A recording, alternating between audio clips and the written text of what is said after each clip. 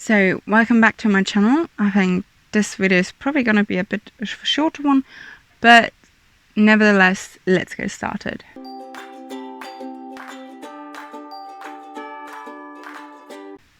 So I have been offered to study biochemistry at the University of Warwick, and it is already time to enroll. I have applied for a IT account or set up an IT account. So I also have my Warwick email address now, my username to log into all sorts of stuff like accreditation application portal, and I also have access to my email now, my Warwick email, which also means you have access to Microsoft Office functional. Yeah. So if you're a student, normally you have access to like Office 365, and then you have like the publisher, not just Word and Excel, but all sorts of different applications that you can use as a student for free. Really interesting considering I haven't even started yet. So there was the enrollment process. I got an email saying it's time to enroll. You click on a link, and then it's just like, check your details, the correct name, is the correct date of birth, is it the correct course and year, and then it's not too difficult. You read through some information, you go through the different steps. It's really self-explanatory. When you're there, student finance tabs or student record, I think it's finance record, where it says how much you owe, so the tuition fees. For me, despite the fact that I already have a first degree, I had to do a fee assessment, and it's going to be the same fees. Well, when I started, it was 9,000 because I started my first degree in 2012. But now the tuition fees have increased. The tuition fees have increased to £9,250 per year. So this is also what I'm going to be paying, because I have settled status. I'm German national, but I've lived in the UK for so long, I've got settled status, so I'm eligible for home fees. Now I do have to pay them out of pocket. I can't get a loan from neither Germany or the UK, so I'm currently fundraising the money. I'll link the page below as well. I've always loved science. I was thinking about studying science when I applied for universities, but I decided to go with linguistics because it's a mix between science and languages, and I'm happy with that choice. And now I've got a master's in interpreting and translation, so that's a practical course and a skill that I can now use to also make money on the side, and yeah, to earn money. But yeah, like with COVID, it sparked my interest in science again, especially in research. I'm really passionate about looking into side effects of medication. I find it fascinating because they help us, but at the same time they create this whole cascade of reactions that are negative to the body, and I do hope that we can find ways to remove some of them for like more important medication, for example antipsychotics, which have the burdening side effect of weight gain, like significant weight gain, and problems with metabolism. It can cause diabetes, and I'm just really interested to see, because they're always developing new antipsychotics, if there's a way for me to be involved in the process and help and see for myself as well how we can perhaps remove or reduce those side effects, because I'm very just passionate, because so many people take them and they need to take them, but they suffer from the consequences, which are horrible. So yeah, sorry for it to be that negative, but this is one of the motivations why I'm doing this degree again, and despite the fact that it costs a lot of money, so I'm going to do everything I can, fundraising, translation work, writing, teaching German, teaching English, which I've just done in the past 8 weeks. It's been exhausting but really interesting. It was on a camp. So yeah, going back to the topic, enrollment. I'm just looking at my email. the email was sent to my personal one, so not at the Warwick one, because at that point it wasn't necessary to have that already. So I got the one to my personal email, the email that you use on UCAS. So the letter or the email said, but it had your student ID at the top, which because of typing it in so many times, I do now remember.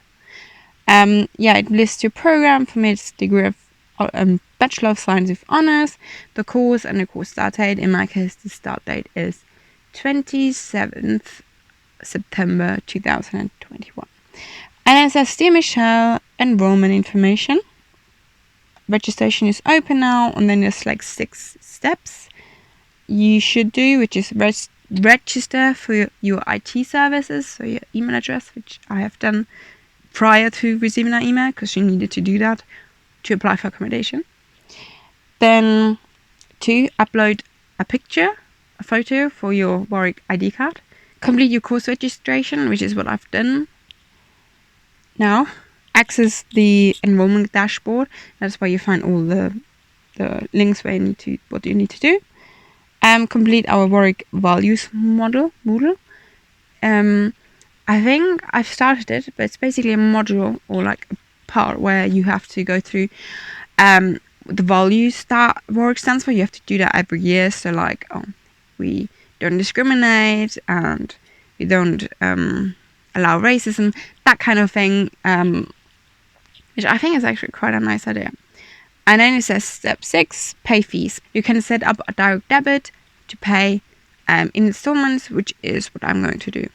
If you pay accommodation fees because you live in student halls, you can create a direct debit that goes the direct debit will debit both fees. And now the payment dates are on the website. So yeah, on the email as well, I just had to check. There's links to like where you have to upload your photo, where you can enroll, where you have that Moodle.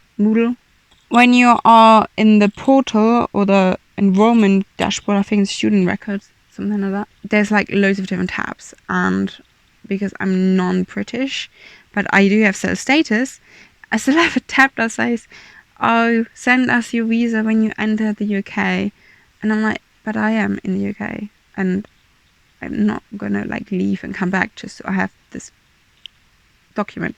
It's for people who are on a visa. They have to prove that they're in their country now, but for some reason it still says that, even for settled status. I don't know. We'll see how that goes. Yeah, because it has some information on applying for visa, which obviously now includes EU nationals without settled status or pre-settled status. Yeah, because then it says uploading your entry stamp to the UK. The Home Office requires the university hold a copy of its student visa holders' UK entry stamps if you applied for your student visa abroad. Well, I don't have to get a visa, and it still shows on my enrollment board. And you also go to the enrollment board or portal. I can't remember what it's called. There's also like a link to register for the medical health practice. You just put in your NHS number and your details. If you don't know your accommodation address, it's fine. So I obviously have been given an offer for accommodation and accepted it, but I don't know the room number and the block. So if you click no, apparently the university sends those details then to the health centre. Oh yeah, and there's something with emergency medical details, which I haven't looked at yet. Yeah, that's really it. If you obviously don't want to go to Warwick anymore, it also says what to do. So yeah, once you enrolled, when you went to the course registration, which is what I already done, it didn't list my modules yet, although they're all compulsory in the online, but never mind. You also got an email saying confirmation, course registration confirmation. Oh yeah, and does say you are enrolling continuing studies with settled status obtained under the EU settlement scheme in the UK. Correct. This category does not impose any study or work restrictions, and you have no limit on the time you're able to stay in the UK, as long as you meet the general residency requirements of the Home Office. You have uploaded documentation related to your immigration status during this course registration process. It is vital that the university holds up-to-date evidence of your immigration permission. Failure to do so may result in your withdrawal from the university. Yes, I remember as part of the course registration, you had to upload your, for me, EU settlement status proof. So the share code is a code of what you get if you as an international, when you log into kind of like a portal on the government website where you don't have your picture and it says you have got pre-settled or settled status, and then you can click share code, and then it creates like a code that you can send to a university, which I have done a couple of times now for the different universities I applied to, and to check my status. And then you still had to upload a letter as well. I uploaded a notification letter that I received because that was the only thing you did receive physically. You don't get a card with the EU settlement status. So it was a PDF as attached to the decision email, but it says, oh, you've been granted, blah, blah, blah, blah. But this is no proof of status. So I don't know why you had to include that, considering they already had a share code. That's really it. In terms of when you register for your IT account, your email will simply be your first name dot second name at warwick.ac.uk. That was it for now. Any questions, just post them below, and hopefully I'll answer them. No, I do answer them, but hopefully you ask some. So yeah, till next time. Bye.